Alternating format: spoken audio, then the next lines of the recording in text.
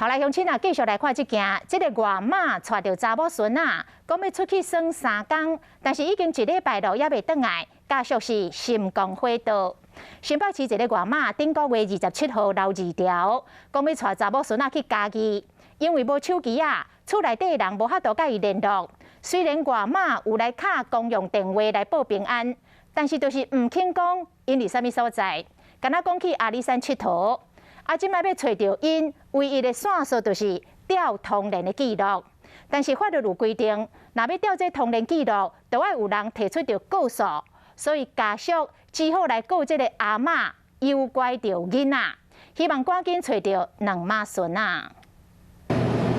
落车了，这个阿嬷带孙入去家己转运站拆票，目的地是通园转运站，看起来才正常。因为其实这个囡仔老爸老母甲外公是有够着急。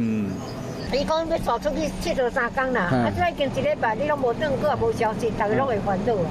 这个外妈顶个月27，干留一个2条，讲要带查某孙仔去嘉义耍3天，抑过无揸手机啊。过年间虽然有用公用电话联络，讲要去阿里山，其实是借朋友乌托邦出门去买囡仔衫，30坐客运上北到桃园，抑过无转去拿口的厝。一直到9月初2，才敲电话甲因后生讲，无要带这个查某孙仔转去啊。可能是因为这个查某孙仔无欢喜。疾病是。他现在一直都有在治疗，药跟针剂都在家里，所以我们会急着找人，就是希望说不要去影响到他的那个治疗的周期。这个国校2年的查某囡仔，因为有儿童期的观察验，逐礼拜都要做1摆验。不过这个外妈无认同，希望讲照伊家己的方法。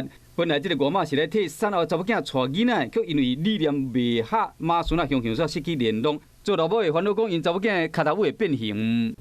找要查某囝，这个做老爸老母的只好伫各大面册社团拜托大家斗找人。这个外妈想要用宗教力量，或者查某孙仔好起来。虽然朋友甲苦劝讲囡仔已经开学啊，抑过这个做外妈的，伊愿坚持要家己带，为着要调通联记录找人，家属只好告这个外妈。